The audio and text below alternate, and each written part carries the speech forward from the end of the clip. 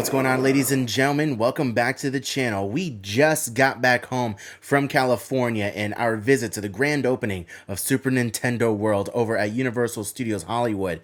And guys, we had so much fun. We already have 2 videos up on the channel from our experience, but in today's video, we are going to be taking a closer look at Mario Kart Bowser's challenge and getting a closer look at the test seat and the restraints for this attraction. Now, a couple things I want to mention right off the bat before we get into the test seat analysis is that this attraction is a slow-moving dark ride. I don't exactly know why they have lap bar restraints that are as restrictive as they are, but I do understand why they have a lap restraint. The whole lap restraint system is integral to the ride experience, as it is where you scan your power-up band, and it does have your steering wheel that does play a big part in the ride, so the lap bar is necessary. However, guys, once Super Nintendo World opened for technical rehearsals and for annual pass holder previews, a lot of websites out there started posting articles about how restrictive the restraints were for this attraction. I know on the Universal Studios website it gives a restriction of a 40-inch weight line, but I'm here to tell you that that is absolutely not true. That's kind of a placeholder measurement for Universal Studios to kind of cover their own butts so people don't get too upset with them. So definitely don't take that 40-inch waist requirement as fact. But anyways, guys, I hope you enjoyed today's video. Leave a like if you did, and drop a comment down below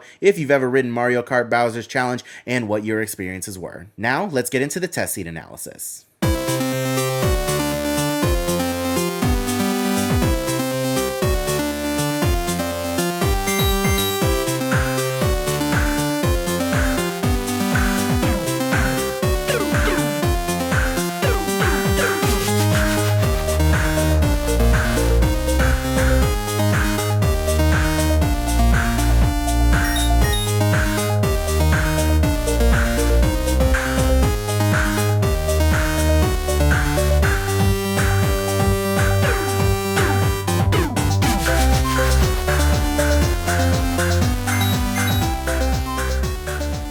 Alright guys, here it is, the test seat for Mario Kart Bowser's challenge. Let's go ahead and take a seat. We've heard a lot of controversy regarding this test seat. Let's go ahead and see if we can prove those rumors wrong. Alright, so before we get into the test seat, I want you guys to know that I'm about 5 foot 5 inches and I'm about 330 to about 340 pounds, and my pant size is 42 to 44.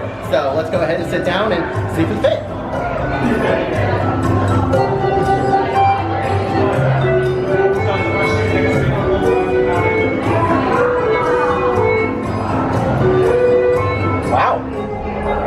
Oh my gosh. So it takes some like effort, but barely any effort for me. I'm barely having to suck it in. Huh. Wow. I was super worried for this ride. I don't know what all those news articles are talking about with people not being able to fit. Like, this is barely any effort for me, actually. Yeah. Oh my gosh, I'm excited to ride. One thing you guys also want to make sure that the indicators are in this valve. what does it have to be? What color? Yellow? Yeah, as long as it's fully showing that square, you're good. Yeah, you're good. Sweet.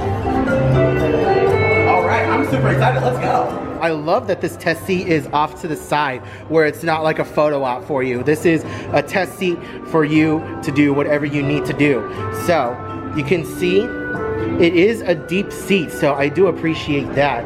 Let's go ahead and pull it down and show you guys where exactly it needs to be in order to get a green light. So you can see the yellow over here. Let's go ahead and bring it down. Now, on the actual ride itself, it's not a glide and lock, it's a clicking system. So you can see the green light flashing over here. Let's go ahead and bring it up. That's the yellow. Bring it down slightly, and there's the green. So you can see that's a lot of room. That is definitely a lot of space, and I fit in here comfortably, you know? So it's honestly not bad at all. I also want to point out the leg room that you have. You have plenty of leg room when you sit down in the actual ride vehicle, because the restraint only has the one side over here.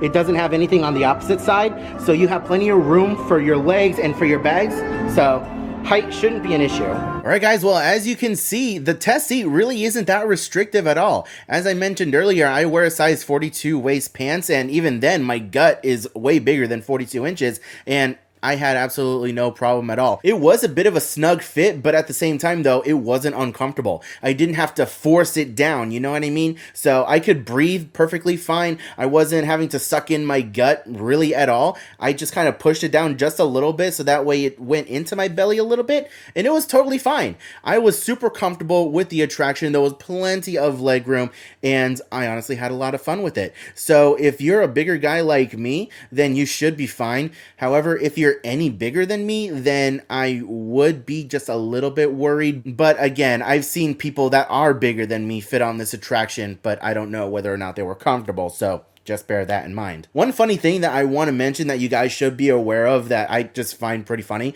is that if you're a bigger person and you're sitting down in this seat, for the entire attraction, you're in there pretty comfortably, but everyone that I've seen online mentions that when you come up out of your seat, when you're exiting the attraction, your butt kind of suction cups itself to the seat. So you know that scene from SpongeBob when he's trying to teach Patrick how to open the jar of pickles? That sound that the jar makes when it's being opened? Exactly as you do.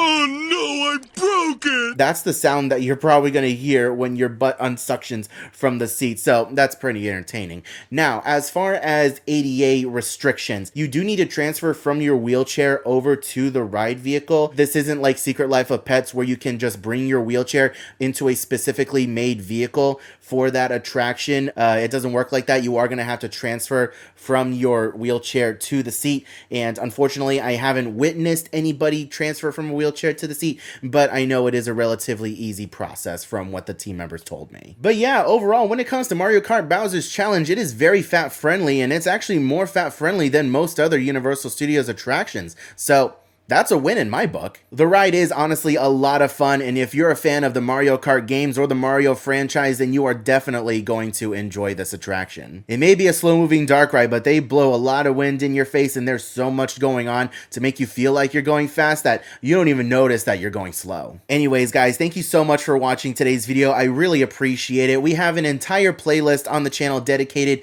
to test seat guides for multiple different attractions and multiple theme parks around Orlando, and now Universal Studios Hollywood. So if you enjoyed today's video, please leave a like on it and subscribe if you are new around here and you want to see more content like this in the future. I highly recommend clicking the link down in the description below and watching some of our other test seat guides from other attractions and theme parks, as I feel that you guys are going to get a lot of useful information out of those videos. Thank you all once again so much for watching today's video. I hope you're all having a wonderful day, morning, afternoon, evening, and I will see you guys in the next video.